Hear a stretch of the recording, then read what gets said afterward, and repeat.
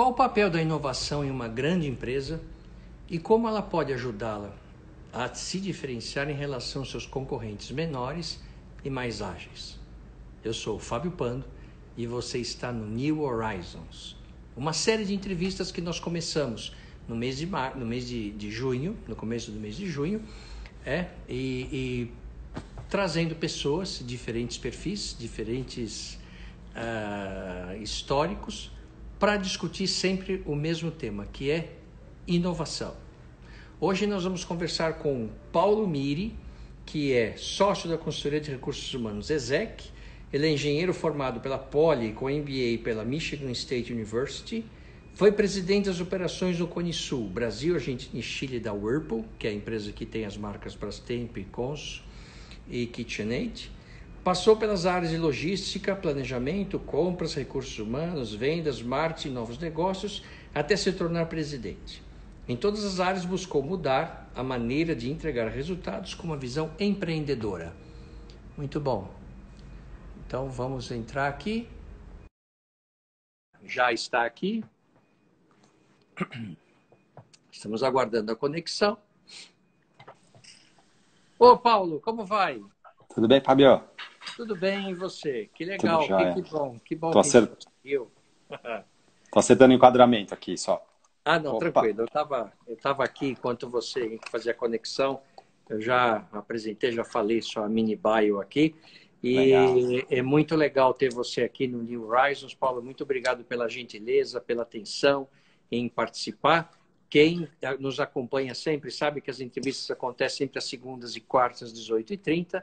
No caso do Paulo aqui, na quarta-feira passada, nós tivemos um problema com o Instagram. Não entendemos o que aconteceu, porque ele não deixava fazer a live ao vivo, né? Exatamente. Então, a gente conseguiu mudar aí dentro da agenda corrida do Paulo Miri, e a gente conseguiu um horário agora. Então, Paulo, seja muito bem-vindo. Vai ser uma conversa muito, muito interessante. Ah, legal. Obrigado pelo convite. Peraí, deixa eu só... Opa! Soltou aqui o meu suporte, vou segurar mesmo. Não, obrigado pelo convite. É isso mesmo, eu ouvi uma parte da minha bio. Estou à disposição. Putz, é um prazer e um privilégio estar aqui com você e compartilhar as experiências. É um bate-papo, né? Um bate-papo. Poder ajudar todos os seguidores da Horizon. Então, como a gente tem esse bate-papo, a gente tem um horário combinado de 30 minutos, a gente já vai direto ao ponto, né? E a gente tem se combinado para não incomodar muito o entrevistado e tal. Paulo, eu vi aqui na sua mini bio um tema que me é muito caro, né? Particularmente, que eu trabalho por isso, né? Tenho meu programa de rádio lá em Paraisópolis e tal, que a gente fala de visão empreendedora, né? E Sim. você, né, sua mini bio aqui, você traz essa questão, né? Que você sempre trabalhou com essa visão empreendedora. O que é trabalhar com uma visão empreendedora dentro da empresa, né, chamado intraempreendedorismo? Como é que você sempre olhou para as questões? Vamos lá, assim, né? Hoje, talvez uma palavra esteja de moda, né? Empreender, você fazer alguma coisa por conta própria, né? Mas você pode também fazer isso dentro de uma organização, né? Que eu acho que é o tema do intraempreendedorismo. O que é? Na verdade, tem um problema, você ser o driver, né? A pessoa que puxa a solução para aquele problema. Quando você faz isso fora de um ambiente corporativo, de uma multinacional, você é um empreendedor. Você vai abrir sua empresa ou você vai se associar. Hoje é startup, né? Antigamente era só empreendedor. Então você vai abrir alguma coisa para criar uma solução para um problema. E as organizações grandes têm vários problemas. Porque elas cresceram, porque tem brecha entre áreas, porque as áreas talvez não se comuniquem direito, porque às vezes é uma multinacional que está em vários países, padrões diferentes. Isso gera uma série de problemas. Então, quando você, na minha visão, eu vou falar, é um paralelo. Você vê um problema, como você vai lá para atuar? Como você resolve? Mobiliza pessoas, obtém recursos. Então, eu vou falar, é muito paralelo. Hoje em dia, você vai abrir uma startup, você vai atrás de uma incubadora, investidores anjos, depois você vai para uma Series A, né, uma rodada de investimentos, você está pedindo recurso para alguém te apoiar na solução daquele problema para ter um retorno financeiro. Só que se você pensar dentro da organização, é mais ou menos a mesma coisa. Este é um problema que gera impacto financeiro para a organização. Eu tenho que obter recursos, né, ou na minha área, ou com as áreas parceiras, ir para finanças, bater na porta, falar, tem um business case, esse problema vai trazer tanto de receita adicional ou vai reduzir custo para a companhia. aí você vai obter um investimento ou uma aprovação de CAPEX ou de recurso adicional para resolver aquele problema. Então, tem muita similaridade, processos diferentes, né? Um é você vai ter que brigar com o mercado aí muito mais sozinho, na outra você vai ter que competir pelos mesmos recursos dentro de uma organização. Mas tem muita similaridade, Fabio.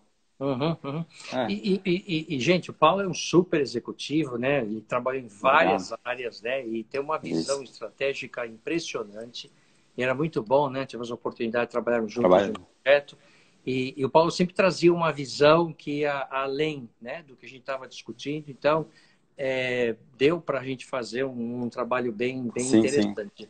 Ó, Paulo, você é uma pessoa também inovadora, né? Qual que é o papel, então, que você vê da inovação dentro de uma grande empresa? Que a gente sabe, né, que uma grande empresa tem todos os seus aspectos positivos e tem alguns aspectos, por exemplo, agilidade, né? É uma questão que sempre uma empresa grande em qualquer segmento sofre mais. Mas, assim, como é que você sempre enxergou a inovação dentro das empresas? Bom, assim, né? Todo mundo, acho que muita gente considera inovação. Eu vou dar um exemplo aqui muito trivial. Né, a Apple inventou o iPhone. Cara, isso é uma inovação disruptiva. Sim. Mudou o jeito da gente trabalhar. Mas você pode considerar que talvez seja uma inovação incremental? Eu vou falar, eu acho que hoje em dia tem mais espaço para você trazer inovações incrementais dentro de grandes organizações. Talvez ela não seja tão disruptiva quanto inventar o iPhone ou inventar o Google. Mas quantos a gente inventaram disso? Dá para contar nos dedos, ou em 2 mãos, 10, 15 empresas que inventaram alguma coisa tão disruptiva assim. Então, acho que primeiro é quebrar esse estigma que tem que ser alguma coisa tão disruptiva assim. Claro, quanto mais disruptivo, melhor. Então, quebrar isso. Segundo, ela traz alguma coisa melhor para o seu consumidor? Aí acho que a gente está começando a tocar no ponto.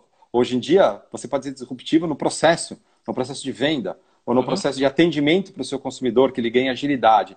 Então, como que você analisa a companhia onde você está, né? Eu estou falando aqui muito de companhias grandes, e fala, putz, aqui realmente o mercado inteiro faz desse jeito.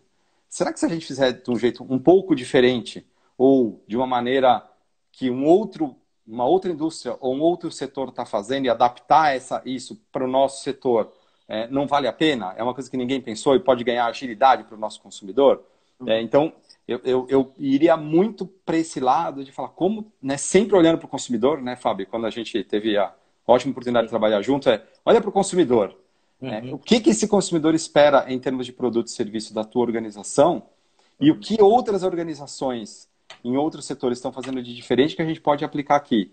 Então, às vezes é alguma coisa que já está sendo feita em outra indústria, mas você, na tua indústria, ninguém pensou. Fala, nossa, por que a gente não pensou nisso antes? É sempre assim, né? Depois que alguém pensa, você fala, nossa, a gente podia ter pensado nisso antes. Então, olhar para o consumidor, ver que problemas que você tem que resolver para ele ou que benefícios você vai trazer para ele, e aí você trazer de uma maneira nova, que gere valor para a organização. Também não gerar uma maneira nova de entregar um serviço ou um produto que não tem retorno financeiro para a sua organização, não é inovação, porque é destruição de valor. Então, é alguma maneira nova, tá? Acho que talvez um resumo. Uma maneira nova, não necessariamente disruptiva, mas que adicione valor para o seu consumidor e para a sua companhia, né? Então, para mim, eu consideraria a inovação essas 3 vertentes, Fábio. E você sabe que a gente falando de inovação, né? Que eu falo que o mercado está cada vez mais cruel. Por que cruel? Porque não só a concorrência, né, também tá se mexendo, que é natural. Você tem novos entrantes, né? Novas empresas que vêm de setores que antes não eram concorrentes, né? Setor de tecnologia, e alguns segmentos essa concorrência começa a incomodar mesmo. Eu estou falando das techs, né? Seja fintech, edutech, lawtech, foodtech, tem tudo que é tech agora.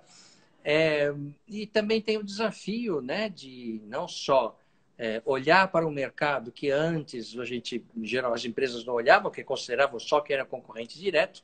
Também tem as novas metodologias e também tem um aspecto que eu trago agora, né, que assim, para mim é um dos aspectos mais complexos que tem, que é preparar a equipe para lidar com um novo mercado, né, trabalhando com inovação.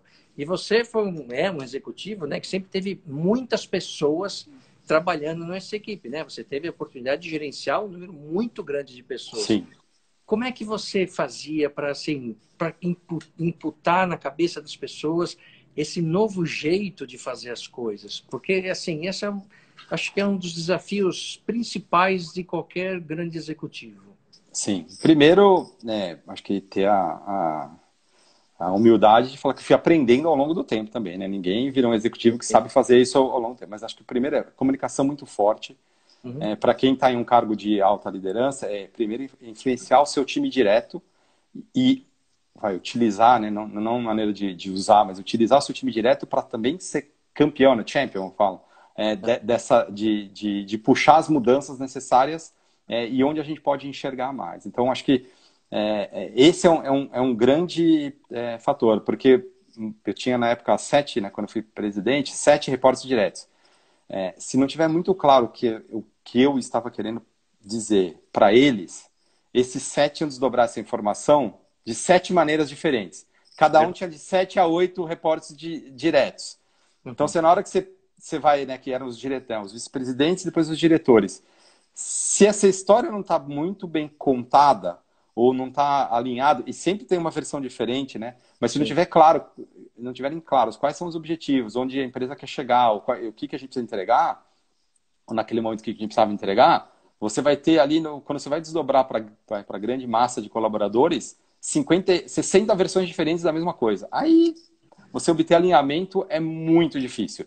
Então, primeiro é alinhar essa visão, né? O propósito do que você está fazendo, a visão, e começar um desdobramento no qual o executivo principal e o seu corpo diretivo tem que fazer um corpo a corpo, explicar o que é, abrir para perguntas. Então, comunicação é muito, muito importante num momento de muita mudança e de mudança muito rápida, como você mesmo falou, que as novas, não falar as novas tecnologias, mas que a velocidade das tecnologias está apresentando para qualquer empresa. Mesmo as novas empresas, depois de 3 anos, elas já estão com problemas de sistemas antigos, já tem alguém fazendo mais rápido ou melhor.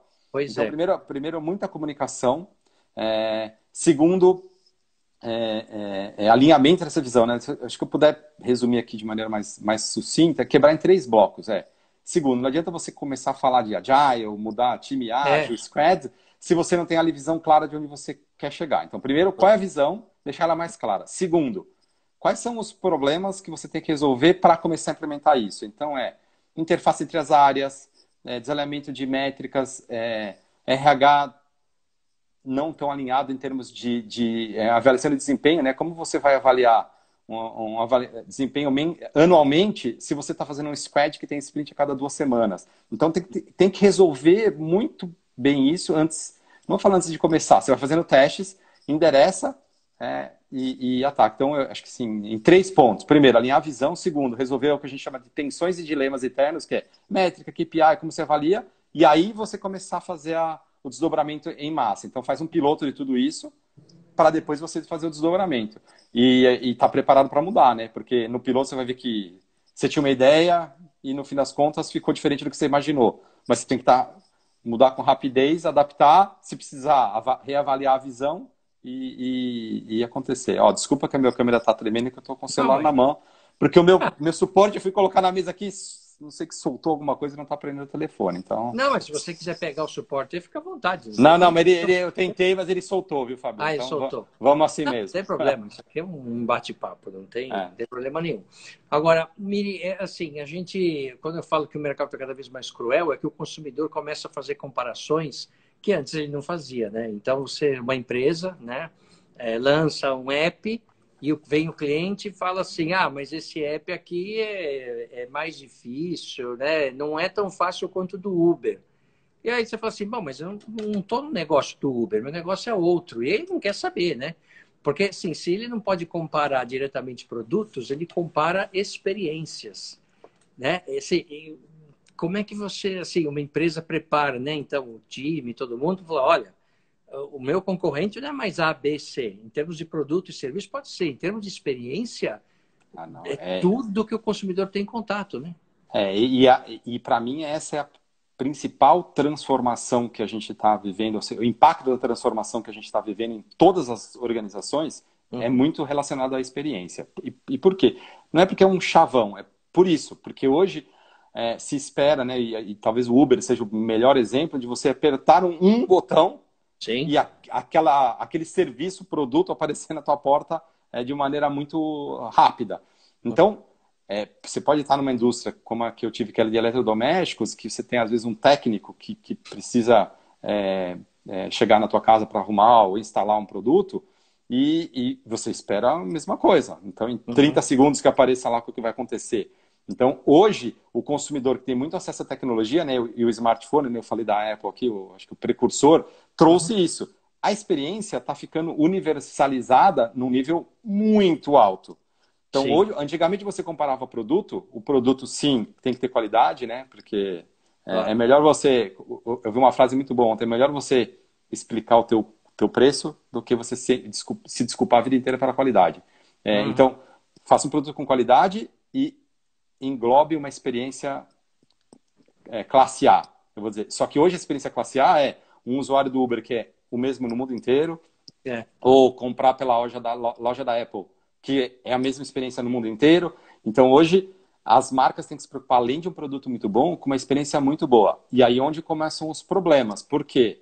Como essa visão, vou falar mais recente, nos últimos, se eu não estou enganado, para você 5 a 6 anos, onde a gente começou a falar muito de experiência aí Sim. globalmente, as empresas que começaram até a área de atendimento ao consumidor, depois a área de logística, tudo desmembrado, todos os sistemas desconectados, hoje estão enfrentando uma dificuldade enorme para fazer as conexões, por isso que eu falei, resolver dilemas e tensões ali, né? É o segundo estágio. Qual é o caminho que o meu consumidor, a informação do meu consumidor percorre numa empresa muito grande? Se isso não estiver conectado, o consumidor vai perceber, porque não adianta você ter um app que ele abra um chamado, ou ele peça um produto em 30 segundos, só que o processo interno para atender aquilo vai demorar 4 dias para ser respondido. Então você tem que fazer um mapeamento muito grande de tudo que acontece com a informação barra produto, barra serviço do seu consumidor e começar a conectar as coisas. É um trabalho grande, dentro de organizações bem estabelecidas, mas não tem volta, porque ele está comparando a tua organização com essas organizações. Uber, Apple, Booking, hotéis, todas essas. Então, acho que a gente viu muito esse impacto nas companhias aéreas, né, que rapidamente migraram para fazer venda online de serviço. Ainda tem muito a trilhar, mas todas as indústrias têm que puxar isso para cima, Fábio, na minha visão. Agora, como headhunter, né, posso até falar, muita empresa buscando profissionais com experiência em Customer Experience. Por quê? Porque os consumidores começaram a demandar e comparar. Então, a gente está vendo no mercado de hunting muita procura por profissionais que tenham experiência em experiência de usuário. E essa foi uma mudança interessante, né, que você fez, né, que você estava lá presidente da Whirlpool e tal, e agora está na Exec, agora você tem uma visão assim de várias empresas, né, que estão, né, nesse segmento específico, né, procurando executivos e tal. Então, imagino eu que você tem assim essa sua visão, né, o momento que você está hoje, tem a oportunidade de você ver diferentes segmentos, né? E imagino eu que em alguns problemas eles permeiam todas as empresas, né? Independente de segmento, né? Não, muito, assim, eu falei, para mim, praticamente todas as indústrias estão falando muito agora de a experiência do usuário, CX, tal, e não é só o CX, né, o Customer Experience, o design do seu aplicativo, o design do seu produto, mas o design, que era uma área, eu não vou falar relegada, não, mas é uma área que estava muito focada talvez em produto, agora falar assim, tem que o design da experiência. Então, uma área de design, hoje em dia, de falar como o consumidor se comporta, quais são os aspectos, eu não vou falar só da parte gráfica de um site ou de um app, mas o que acontece quando ele vai dessa etapa do processo para aquela etapa do processo. Então, é desenhar a experiência. Então, o design saiu da fronteira física, produto, arredondamento, um carro, uma geladeira, como a gente falou aqui, um móvel, para, a experiência inteira do usuário. Então, essa é uma área que tem alta demanda. Aí a design interface, porque isso reflete-se num aplicativo ou num site. Mas e também muito mais como reformular toda a operação para atender melhor o consumidor. Então essa é uma área muito grande. O que a gente está vendo muito é uma busca por profissionais que já passaram ou tiveram alguma experiência digital. Por quê? Hoje em dia, e depois da pandemia, isso virou de extrema relevância. Para quem não acreditava, não tem mais escapatória agora. Então, não que necessariamente um executivo precise saber programar, mas ele precisa ter uma boa noção de o que é uma API, como você conecta, por que o meu sistema tem que conectar com um outro API do outro, quebrar alguns preconceitos que eu tenho que fazer tudo dentro de casa e conectar, né? Hoje em dia tem muito mais oportunidade de colaboração, até pela troca de informações ser muito mais ampla. Então, a gente está falando de hard skills, né? De habilidades técnicas, mas também tem muita busca pelos soft skills, né? Pô, esse cara é um cara colaborativo ou não? Hoje em dia, tem muita coisa aberta. Então, a gente vê, agora eu estou falando do mercado de hunting aqui, uma busca maior por soft skills, vou falar, né? Mais conectadas ao século XXI do que conectadas ao século XX. Não que as do século XX não sejam importantes. Então, você tem que saber skills financeiros, fazer business case, tudo isso. Mas tem que incorporar novas habilidades que te habilitem a navegar melhor nesse mundo novo, né, Fábio? Claro. E aí você vê o grau de complexidade. Agora, essa foi uma mudança muito grande, né, que o mercado trouxe, e é um paradoxo, porque no Brasil você vê aí as questões, né, de emprego e, ao mesmo tempo, uma falta de profissionais preparados para lidar com o mercado novo, né? Então você vê a velocidade das mudanças. Então eu imagino que você, para achar um profissional que tenha isso que você acabou de dizer, não seja fácil, até porque as universidades ainda vão demorar um tempo para preparar as pessoas para isso, né? E as pessoas que já estão hoje empregadas, elas vão levar um tempo para ter uma certa experiência em lidar com tudo isso, né? Eu vejo muito exemplo do pessoal de TI, né? O pessoal de TI sempre foi um pessoal, né, back-office, tá certo? Então, as empresas olhavam para eles como um centro de custos. De repente, eles viraram pessoas de centro de receita, quase uma área comercial. Só que eles nunca foram testados para isso. E, de repente, eles são demandados, olha, você vai, sim, tocar um negócio digital, você toca TI, então vá à frente. Mas são perfis, assim, né, que ele precisa estar preparado para isso. Não, e acho que uma das características mais importantes, né, eu falei muito de colaboração e abertura aqui, eu vou usar o termo em inglês, depois eu traduzo para português, que é o lifelong learning. Hoje em dia, o contexto de mudanças, tá? E eu tenho esses dados aqui que eu fiz uma apresentação há pouco tempo, a capacidade de processamento dobra a cada 12 meses, a capacidade de armazenamento a cada 18 meses, se não me engano, e a capacidade de transmissão de dados também a cada 18 ou 24 meses. Então, a cada 2 anos, no máximo, tudo que você tem de tecnologia vai estar, no mínimo, 2 vezes mais rápido. Você consegue armazenar 2 vezes mais dados, transmitir 2 vezes mais rápido e processar 2 vezes mais rápido. Se eu não me engano, em 2023... um computador vai ter mais capacidade de processamento do que o cérebro humano. Se não me engano, até 2030 e pouco, um computador vai ter mais capacidade de processamento do que a coletividade de seres humanos. Então, o que se demanda com tudo isso? Criatividade. Você vai ter que aprender novas habilidades, porque se você era muito bom de conta, vai ter um computador fazendo isso por você. Claro. Hoje, a gente fala muito de programador, de pessoal de TI, mas já tem hoje plataformas que chama no code, que tem muita gente que não tem habilidade de codificação, consegue fazer o MVP, né, o Minimal Viable Product, assim. Não é a mesma coisa? Não, mas para você, um cara de marketing, um cara de negócio, consegue talvez programar um piloto para testar se aquela ideia de negócio dele está indo. Então, você vai ver que muita gente de negócio está entrando na parte de programação, muita gente de TI está entrando na parte de negócio, ou seja, todo mundo vai ter que aprender alguma coisa nova. Então, por um profissional do futuro estar bem empregado ou estar antenado, ele vai ter que estudar muito. E não é estudar em universidade, talvez, pode ser que sim, mas ele vai ter que se preparar muito. Pô, e hoje em dia a internet, você pode entrar no YouTube, no Google, vai aparecer um monte de informação. É sempre importante buscar nos lugares certos, mas como você fala, pô, como isso vai mudar? Uma das profissões mais, você fala muito de TI, mas uma das profissões mais impactadas dos últimos 5, 6 anos foi marketing. Hoje, Sem marketing, eles têm que conhecer tanto de digital e de código, quase quanto o pessoal de TI. Por quê? O que dá para extrair de informação? que dados eu posso pegar do meu consumidor? Como eu posso passar essa informação para o consumidor? Então, se eles não tiverem esse conhecimento, não precisa programar, mas do que dá para fazer, hoje em dia é uma profissão muito desafiada, tá? Então, eu vou dar essa aqui, que a gente fala muito de TI, mas marketing está sendo muito desafiado. Então, eu vou falar que uma das competências mais importantes para um profissional do século XXI é aprendizagem contínua. Sempre está querendo aprender. Acabou alguma coisa, vai aprender outra coisa nova. Relacionada, é claro, ao seu escopo de trabalho, né? Sim. Até muito pouco tempo atrás, você perguntava para uma pessoa recém-formada e ela falava que fez marketing, se perguntava por que você fez marketing. Era muito comum a gente ouvir, porque eu não gosto de matemática, eu não gosto de exatas. Está perdido hoje, né?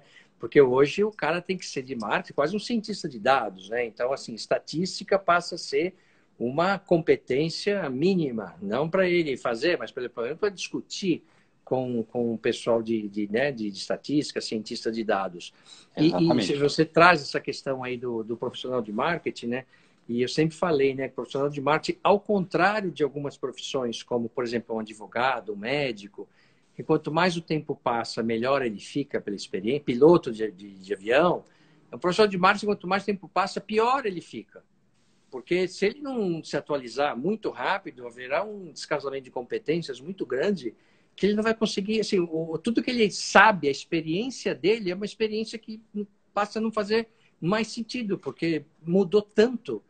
Então, assim, e como você falou, não é fazendo uma educação estrito sensu, né, universidades e tal, que ele vai se atualizar, são cursos rápidos e sempre procurando preencher gaps. Então, ou é programação, ou é customer experience, sim, growth hacking, tem tanta coisa nova, assim, isso não é mais desejável, né? Isso, assim, não tem saída. Não tem, porque senão as pessoas, assim, a velocidade de mudança é tão grande e senão você fica fora do mercado, né? Você falou de médico aqui, eu sou curioso, eu gosto de estudar bastante. Eu fiz um curso de Python em janeiro e fevereiro, antes da pandemia. Acabou na última semana de fevereiro. E porque meu filho está estudando isso, eu quis assim, poder falar de igual para ele, não, mas pelo menos ajudá-lo. E na turma que eu fiz, eu sou engenheiro, né? Eu era o único engenheiro, tinha muita gente de banco, e aí é normal, mas eu achei muito curioso que tinham 2 médicos cardiologistas. Eles não estavam lá para assim, serem os programadores, mas eles estavam desenvolvendo um sistema de captura de informação para armazenar, né, sobre dado de batimento cardíaco e tal, e eles queriam saber o que dava para fazer com inteligência artificial e armazenagem de dados. Então, eles não estavam lá para serem programadores, para entenderem o que podia ser feito e aí sim falarem com os programadores igual para igual. Eu achei, assim, demais, mas você vê, né, a gente fala, mas por quê? Porque com mais dados e com mais velocidade de processamento, eles conseguiam desenhar diagnósticos mais rápidos e criar uma base de informação para falar, esse tipo de paciente, se a gente não resolver agora, pode ter um impacto daqui 2 ou 3 anos. Então, você vê a cabeça, né? Então, a gente está falando de profissões que o médico já tem bastante tecnologia, mas já entrando na parte de análise de dados. Ele não é o cara analista de dados, os dois, mas eles precisavam falar com o analista de dados todo dia. Então, ele tem que saber pelo menos pedir certo e poder discutir.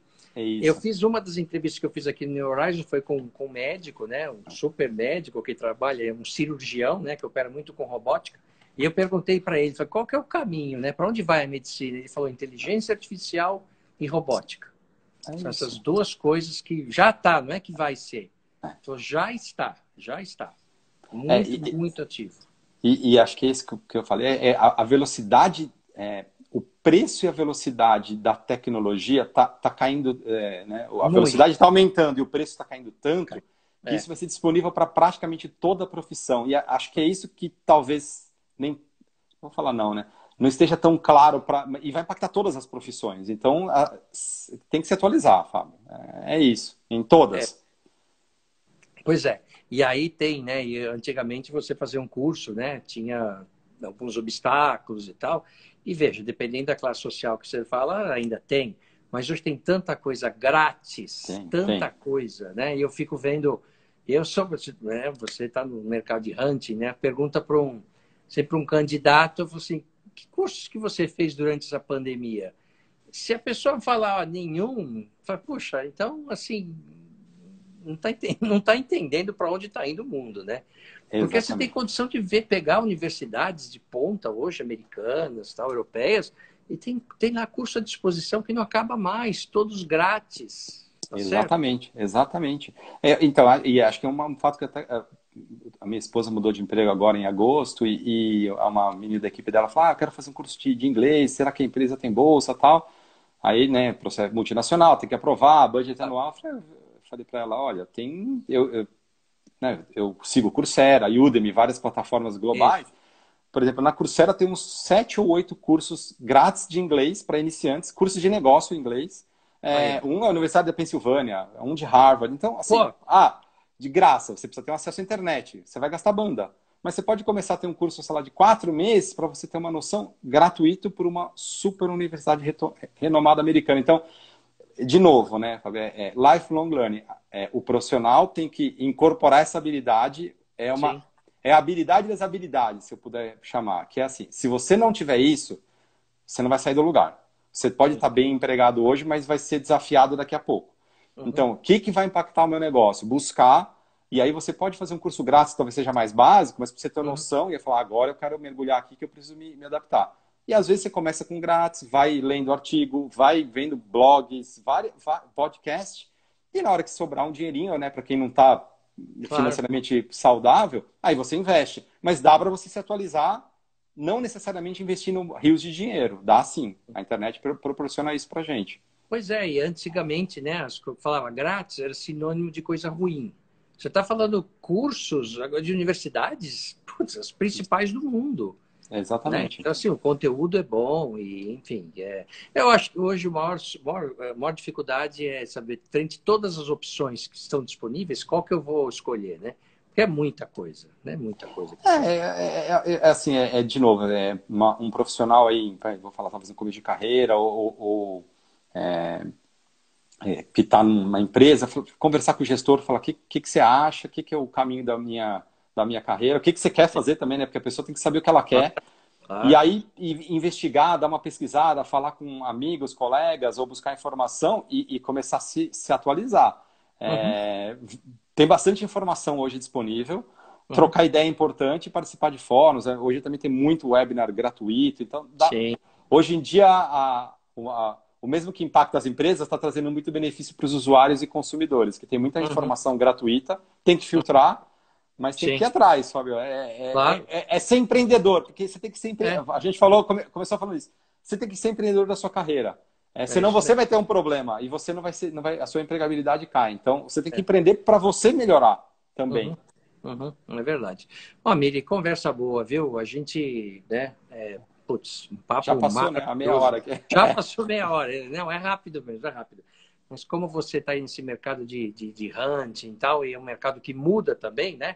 Até março era o mercado, depois veio a pandemia, mudou Isso. outro. Certamente você deve ter contratado já alguém que nunca foi da empresa, né? Já começou trabalhando e está em casa, tá certo? Então, você vê as mudanças, né? Então, certamente, se você tiver oportunidade, tiver um espaço na agenda, eu vou te chamar para a gente ir atualizando essas conversas, né? Por Porque é favor, muito, muito legal. conte Então, comigo desse bacana. formato aqui, que é só pegar o celular e a gente faz, né? Tá balançando um Não, pouquinho aqui, tranquilo, mas claro. pode contar Claro. comigo aí para todos os seguidores também. Paulo Miri, né? Se quiser me escrever aqui pelo Insta e a gente Sim, trocar. Eu tô aqui, o Fábio é um cara que me ajudou bastante, né? Quando eu estava A gente falou muito de experiência do consumidor há 5 verdade. anos atrás, Você né? Quando a vê? gente falava, e era isso, integrar, como a gente conecta todas as áreas, É. então tem bastante experiência aí, é um super profissional que manja muito desse assunto. Obrigado. Muito. É. Legal.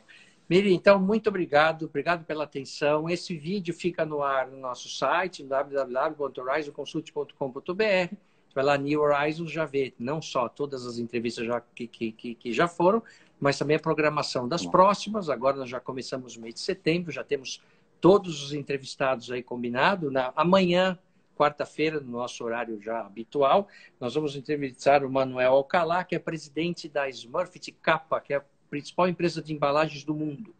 Vai ser uma conversa também super interessante. Miri, muito obrigado pela sua atenção, viu? Um prazer falar com você e revê-lo. Prazer foi meu. Obrigado, Fábio. Um abraço. Um abraço. Tchau, gente. Tchau, tchau. Obrigado.